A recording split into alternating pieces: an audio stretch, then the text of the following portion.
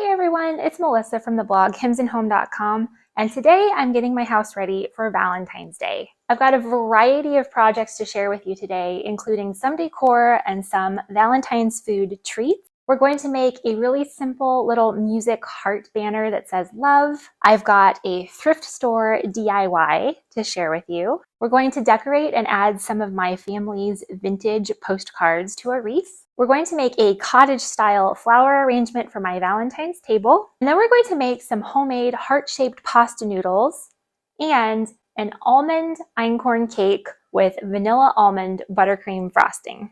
All right, let's get to it.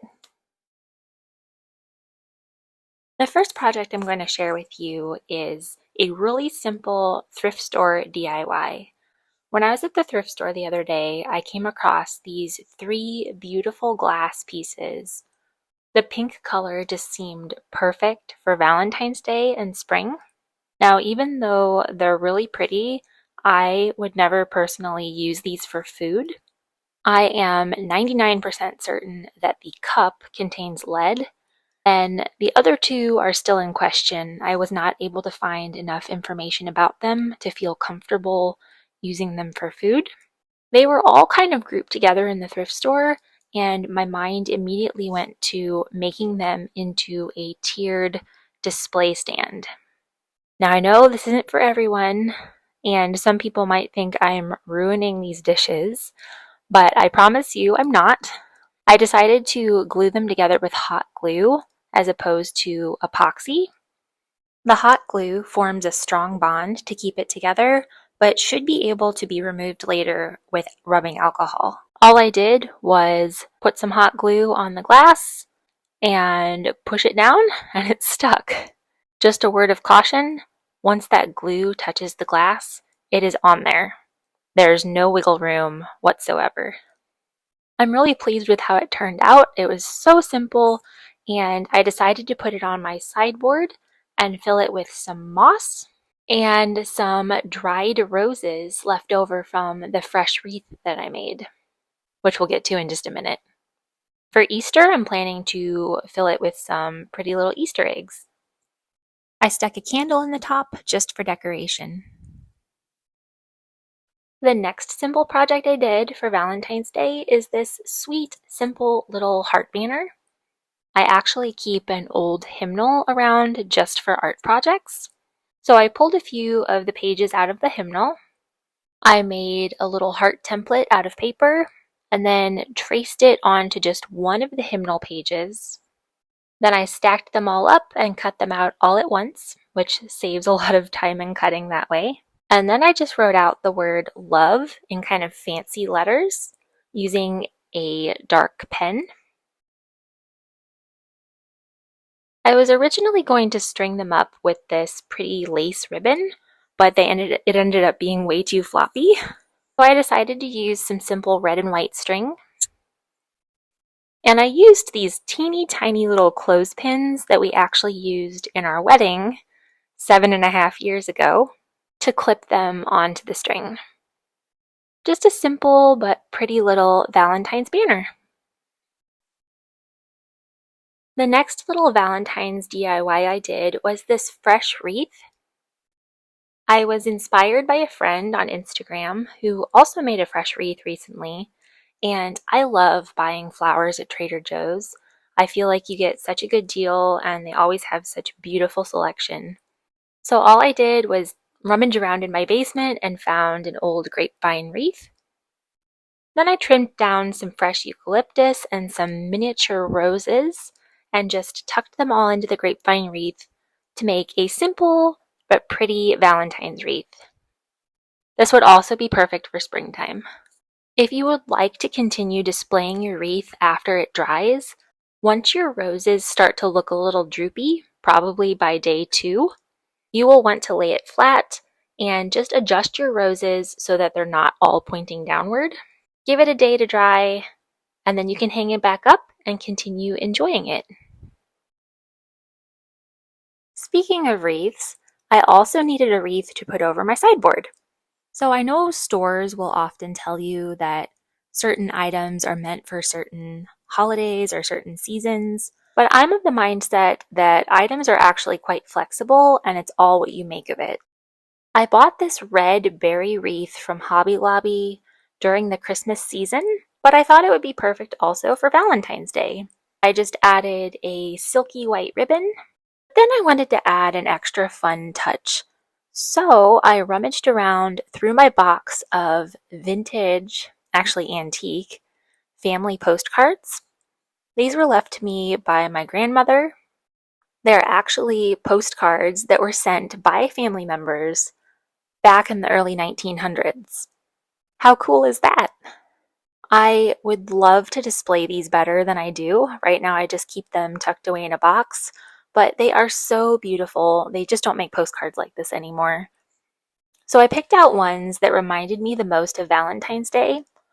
Some of them are actually Valentines, and some just have flowers or other pretty pictures. And then I just tucked them carefully into the wreath, and it just adds a fun little Valentine's touch. I'm really loving the way it helps the wreath pop against my windows over my sideboard, and it's a great opportunity to display some family history.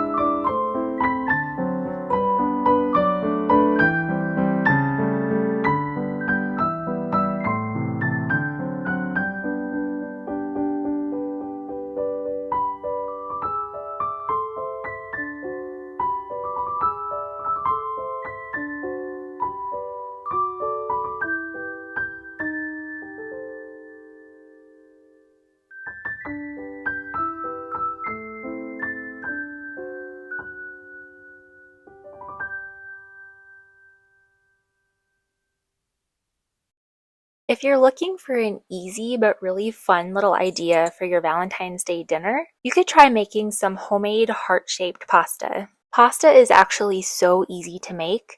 It's just flour and eggs.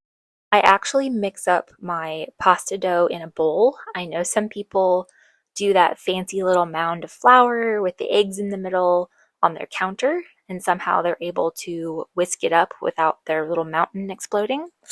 But my little mountain always turns into Vesuvius and runs all over my counter and down onto my floor. So I have no shame in using a bowl now. Depending on how much pasta you want to make, you're going to add an egg for every cup of flour that you use. So I added 2 cups of flour and 2 eggs to make a modest amount of pasta, since I didn't need a whole lot for this video. You're going to make a little well in the middle of your flour and add your eggs, and then using a fork, you're just going to beat the eggs and slowly incorporate more and more of the flour until it turns into a dough. You can then knead it with your hands until it's smooth.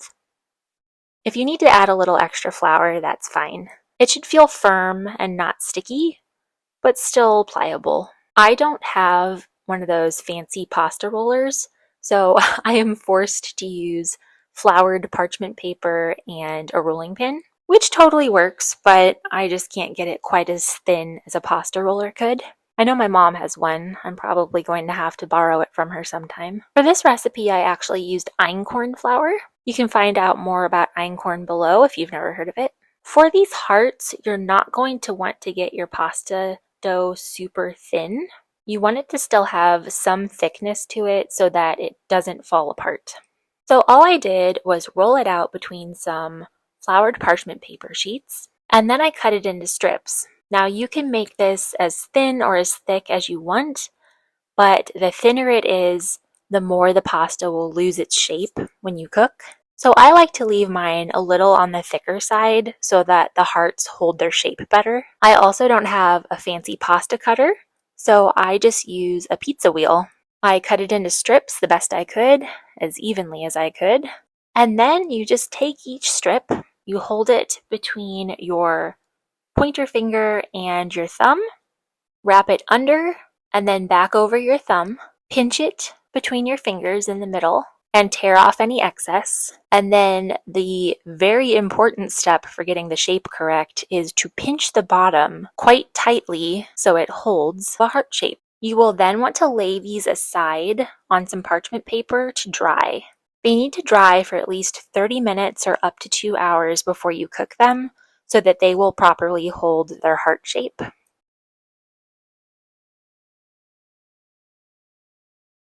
When it comes time to cook your pasta, you'll want to boil and salt your water as you normally would. When you put the pasta hearts in, do it as gently as possible and in small batches into the water so that they don't all clump together before they hit the water. Try to stir very gently, especially at the beginning. Once they've had a little time in the boiling water, you won't have to stir quite as gently because the shape will be more set. I like to cook mine for about 8 minutes. But this will depend on how thick or thin your pasta is, so you may have to adjust that time. Then you can serve it with your favorite sauce.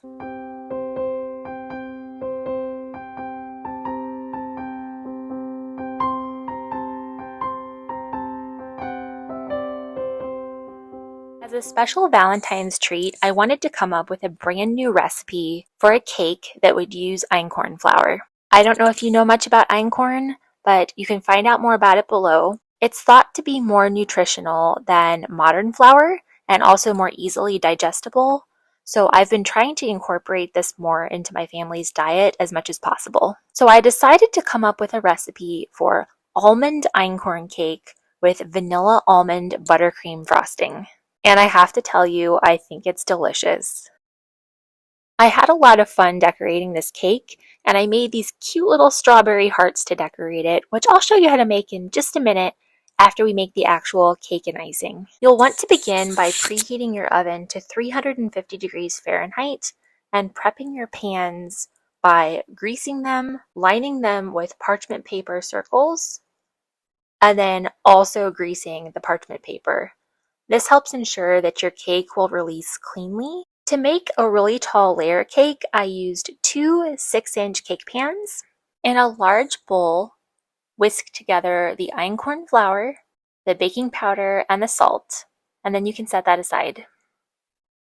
Then, using an electric mixer, either a stand mixer or a handheld mixer, you are going to cream together the butter and the sugar until it's nice and smooth. The creaming together of the butter and sugar actually plays a big role in the lightness of the cake. Creaming them together like that, it gets a lot of air into the butter, which helps to keep the cake nice and light. Then, with your mixer running on low, you're going to beat in 1 egg at a time, and you're going to fully incorporate that egg before adding the next egg. Beat in your vanilla and almond extracts. And if for some reason you can't have almond or you don't like almond, you can just leave out the almond extract and just double your vanilla extract instead. Be sure to use pure extracts if at all possible, because it really makes a big difference in how your cake tastes. Then, with your mixer still running on low, you're going to beat in about 1/3 of your dry mixture. And we're going to alternate back and forth with dry and wet ingredients. This helps keep the cake light. If you add in all of your dry ingredients at once, it's going to get very heavy and it's going to beat out some of the air that you just beat into your butter. So we're going to try to avoid that by beating in about 1/3 of the dry mixture, followed by about 1/2 of the milk, and then another 1/3 of the dry mixture, the other 1/2 of the milk, and then ending with the last bit of dry mixture. And you want to be sure that you don't overmix this, so only mix it until it's just incorporated. Then you're going to divide your batter between your prepared pans. I use a food scale to try to get this as even as possible. It doesn't have to be perfect, but this way I can get them pretty close and they're going to have about the same baking time. It's also going to give us more even layers when we divide our cakes and build our layer cake. You want to bake your cakes until they're just set and a toothpick inserted into the center comes out clean. It's going to take about 40 to 45 minutes. Let your cakes cool in the pan for about 10 minutes. Place your cakes on some wire racks and you want to make sure they are completely cool before you frost them. Now it's time to make our delicious buttercream frosting. With an electric mixer, again, either a stand mixer or handheld, you want to beat your butter until it's nice and smooth. Then you're going to beat in your vanilla and your almond extracts. Then you're going to beat in your powdered sugar, about a half a cup at a time, and you want to fully incorporate it before you add more. This is going to get pretty thick. Once all that powdered sugar's in, you're going to add in a little milk at a time until you reach the thickness of icing that you want.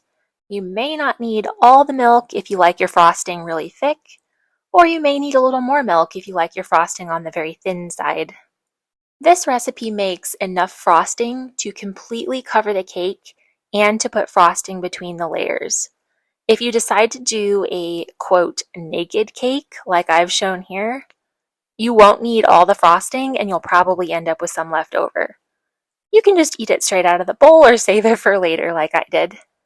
Once the cakes are completely cool, because you don't want your frosting to melt, you can slice each in half horizontally using a serrated knife. I like to just use a bread knife. And then you alternate layers of cake and frosting to build up your nice tall layer cake. And then you can frost the outside as you desire. Like I said before, I decided to do kind of a naked cake, as they call it, where you can see the actual layers of cake. And then one of my favorite parts is I covered the bottom section of the cake with toasted sliced almonds. I actually bought these pre-toasted from the store, but you can easily toast up some almonds in a pan on the stove if you'd like. Not only does it look pretty, but it adds a terrific texture and taste to each bite of cake. These little strawberry hearts were so easy to make. All you do is cut the top off of your strawberry, slice it in half vertically, and then you just cut out a little V out of the top of each slice. You can set those little sections aside as a snack, or you can throw them in a baggie for a smoothie later. And then you just snip off a little bit of each corner to create a more rounded heart shape. And there you have a pretty little strawberry heart. To make things just a little bit more interesting, I actually melted down some semi-sweet chocolate chips along with some dark chocolate in a double boiler. I then dipped half of each strawberry heart in the chocolate and let it harden. And then I used those in the middle of my cake. They also make an excellent little side treat for Valentine's Day as well.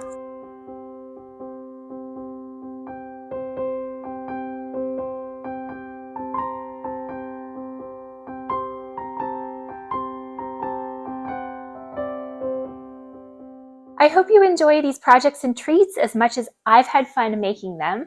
If you enjoyed this video, please consider subscribing for more cottage living, and thank you so much for watching. I'll see you next time.